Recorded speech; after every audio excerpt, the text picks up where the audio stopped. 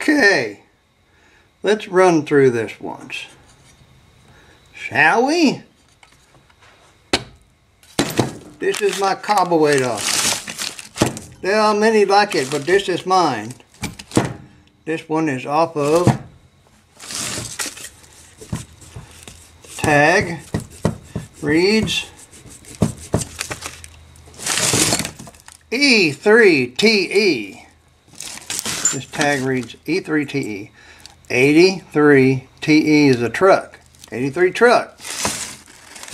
One of the last ones they made before they put something else on it. And this is where the power valve yanny goes.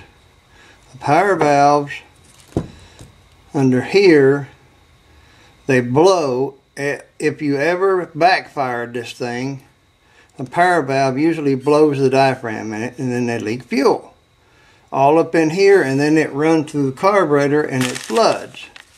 However, somebody got the good idea of putting a hose here to suck all the gas that the power valve blowed back into the intake, so it won't flood the carburetor.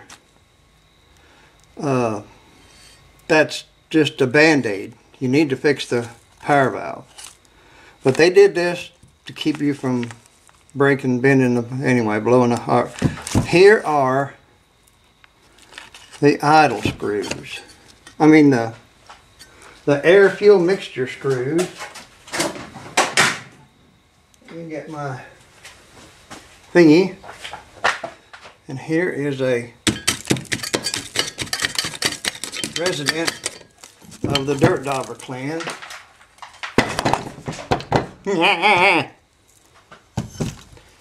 Sorry, I'll have to fix you again here. It's my good filming that keeps you coming back. Now, where are I? Oh, there's a bar in the way. Will this go? Will that go? Hey, that'll go. Whoop, sit, no. Yes? Okay, you're there. As I was saying, these are your air fuel mixture screws. And there's one on each side.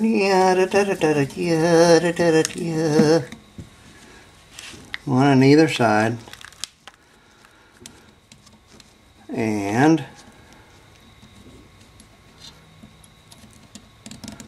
they look like that. One on either side. Now, how to set these? I start on a used truck that's maybe not doing it, not 100%, which is anything over 70,000 miles or so, maybe. People age at different rates, and so do trucks. I squinch this down, not real hard, where it stops, and then I go 1 complete round, 2 complete rounds, 3 complete rounds. Most everybody stops at 2.5, and they end up taking it back out to 3. That's where I start, on both sides, before you put it on the vehicle. Alright? Alright. You can see this vacuum hose here is always nearly, when it's not, when it is, and when it's not, this is the distributor advance vacuum. Okay? And if you don't have this, don't worry about it. Then this vacuum, you may probably not have this thing on it. They build these things to suit, but it may not have it. So, and here's the big thing that you was worried about. This is vents the carburetor. This goes down to the charcoal canister for the when the gas tank has all these fumes and stuff in it that blows you up. which they don't really. If anybody's going to get blowed up by a gas tank, it would have been me, I promise you. And I'm not being blowed up by that.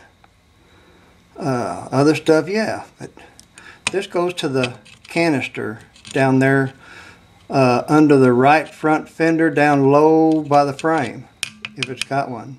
If it don't go there, just leave it undone. You can put a little piece of fuzz around it or something. But just make sure it's clear, because that's what, if you close this up, it's not gonna have enough suction to, you know, do what it needs to do. Probably, maybe. Okay, getting around the auxiliaries, auxiliaries. This, when it's not bent all to hooly-cooly, is the choke pull-off. Why? Well, because it's the best name they could think of it. All over. If I can straighten that out. Oh, I'm working under a strain here because I pulled the shoulder out. My left shoulder, pulled it out of the hole, and it's just now messed up to where I can't hardly use it. But I'll be alright. Anyway, this takes vacuum from here, which is manifold vacuum. You start the car up and it's always got, starts the truck up and always got vacuum. And it sucks right here. Alright? It sucks right here, from here. And it pulls this diaphragm back and affects the choke. Now the choke here, this is a different one what you got. You'll have marks and stuff to do this. I always set the choke maybe 1 or 2 notches towards the front of the engine. And it just depends on how stout this is. It's kind of a feel thing for me. And that's the way that is. So you set that on 1 notch forward. Make sure this is not too stiff. All right. And it's closed all the way. When it's cold, when the engine's cold, pull the throttle back and it will close all the way. When the choke pull-off will let it. I'm about half irked at that choke pull-off, because I got to show you something there that needs to be seen.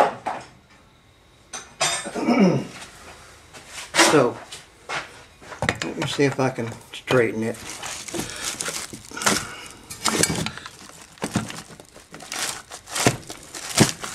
I straightened it some, crippled as I am. Now, the choke is choking. It's supposed to be choked all the way cold, and when you start it up, the vacuum sucks this back. And you see what it does to that? No, don't let me do it. Okay. This is supposed to suck it back when it's running and give it a little bit of air, so it won't just choke itself down. So this jerks it back some to give it some air. Now, I have cheated on these things before, but I don't want to teach you any bad habits. When you don't have a choke pull off, the old days, back before I was ever thought of, they drilled 2 or maybe 3 holes in this. One was like a 3/8 and the other one was 5/16, I think. And that gave it enough to be a choke pull-off on its own without one of these. So, because these are kind of expensive. And if it doesn't pull back, then you got the diaphragm in here blowed. And you need to get one. They just attach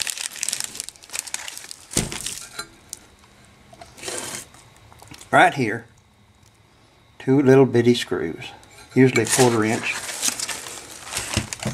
So, and they all got an adjustment right here. And that, you can adjust that so that this pulls back a certain degree and sets this. Because you don't want it open like that to choke. It does away with the choke then. But factory specs that I've ever set them is 1/4 inch here, open at the top. So you gotta make sure it's 1/4 inch or eyeball it. Sometimes you can adjust these things to be different. I mean, if your engine likes a little bit more choke, you can always crank back on this and let it be closed a little bit more. But 1/4 inch is about what you need here to start off with. Okay. Put the carburetor on the rig, pop the throttle back, this closes. You pay attention to this, see how far this opens up when it starts.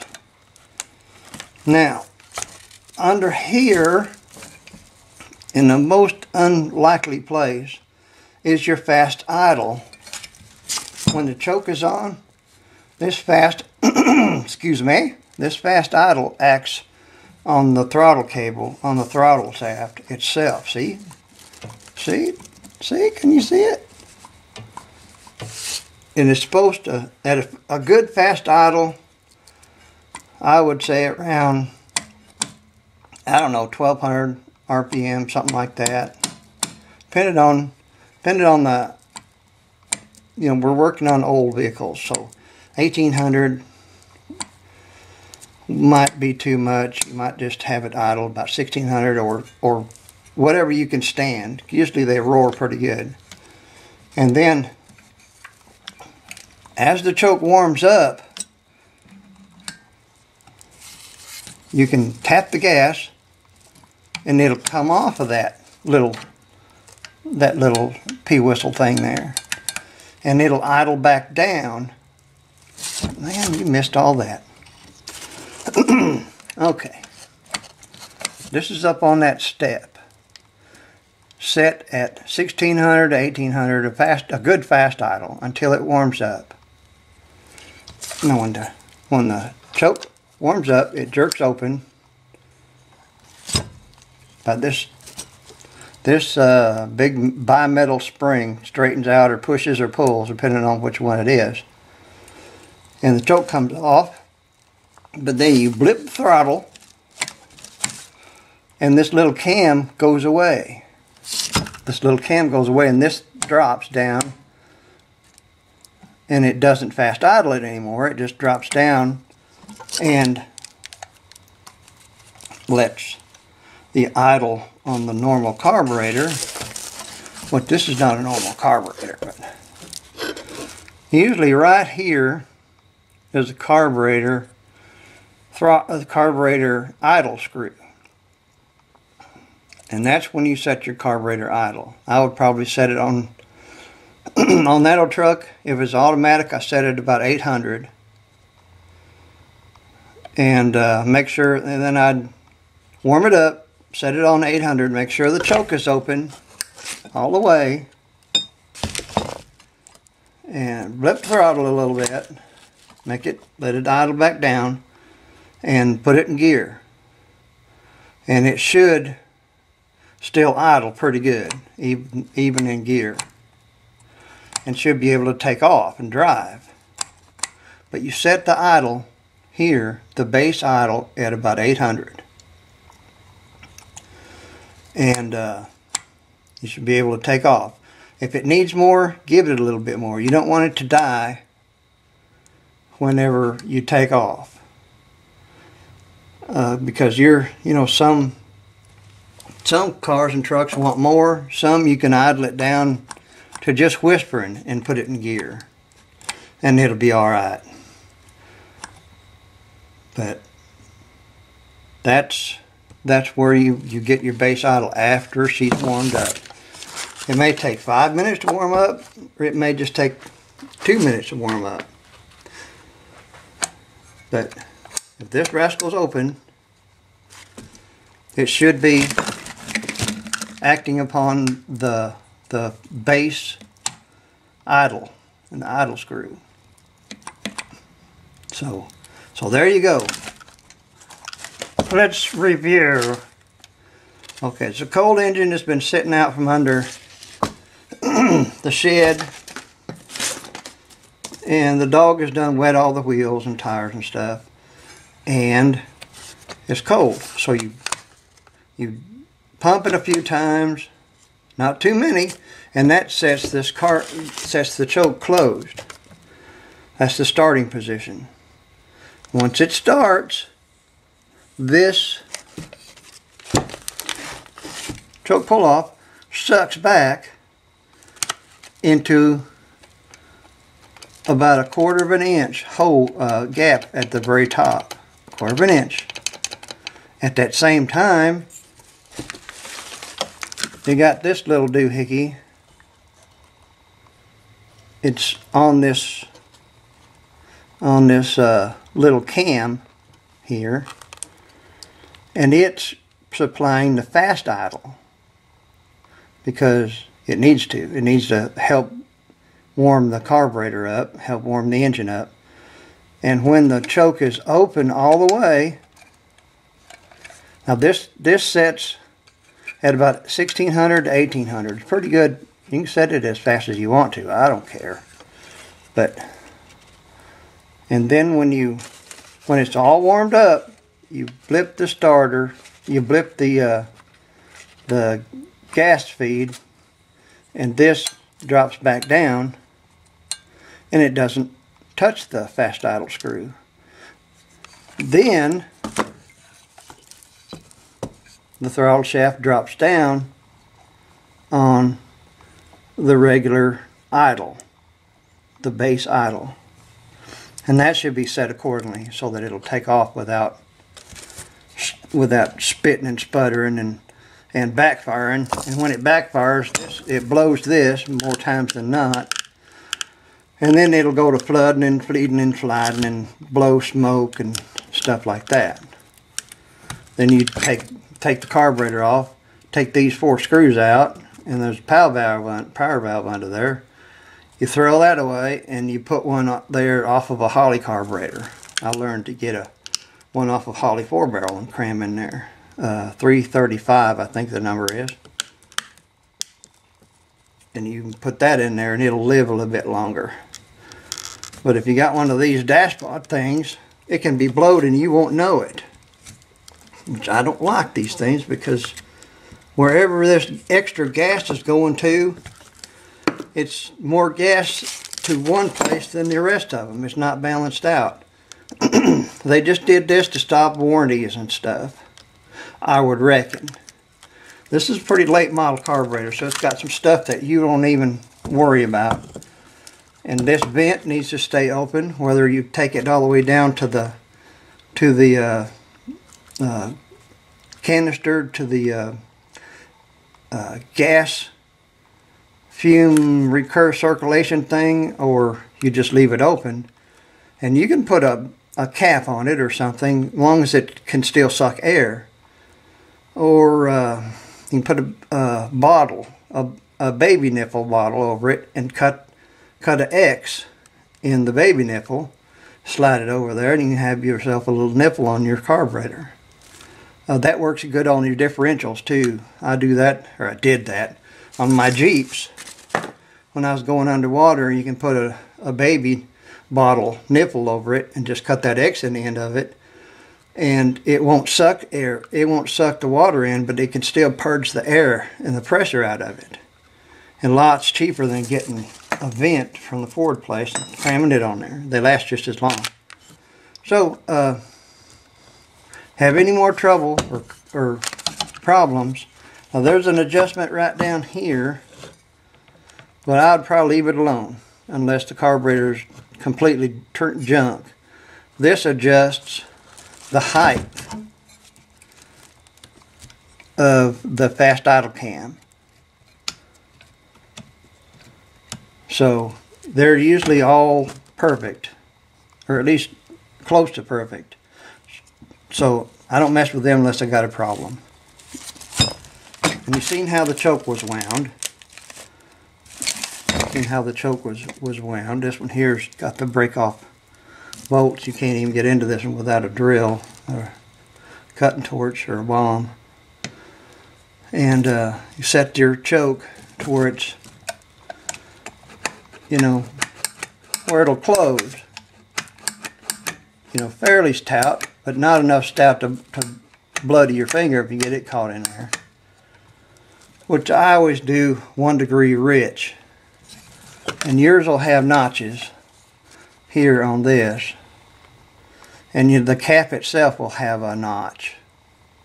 And I always set it 1 degree forward of that. And then I check this here, make sure it's not too tight. Because the tighter this is, the longer it's going to stay on choke. Yeah. Okay. And of course, this is your accelerator pump. It pumps acceleration. You can get some accelerations out of this. Sometimes, well, you won't need that. Just there's ways to trick these things and make them do weird stuff. The less you know, if you know the basics, you've got it. And you don't need to know any of that other goofy stuff that'll confuse you. And this goes to the power brake booster or the PCV valve. I think this one goes to the PCV valve, but some carburetors has got one here and it goes to the power brake booster. This is for the PCV valve. So there you go. We'll put all these wampum sticks back.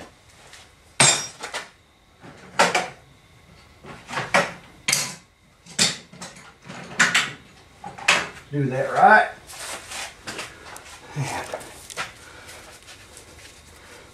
83 TE. Yep, 83 truck. Now, disappointment reigns supreme here. Because I got out here the other day, loaded for bear, and them things have absconded out of the way. I don't know where they went. But they left, and I had murder on my mind. So, you know, that's a great thing that I didn't get to do. So there that is. Disappointing. Oh well. Okay. Now, I want to thank y'all for your patronage, and thank y'all for watching, and commenting, and thumbing, putting the thumb to me. So, I guess I'll see you back here next time. Next cut channel, next cut time. That sounds really painful. Anyway, I love y'all, and y'all take care of each other. Don't forget, tomorrow's the Sabbath. By the time I get this uploaded, this may be Monday, but I'll try and upload it right now. We'll see how the thing is. Oh, my ear. Okay. Bye, honey. You're so sweet.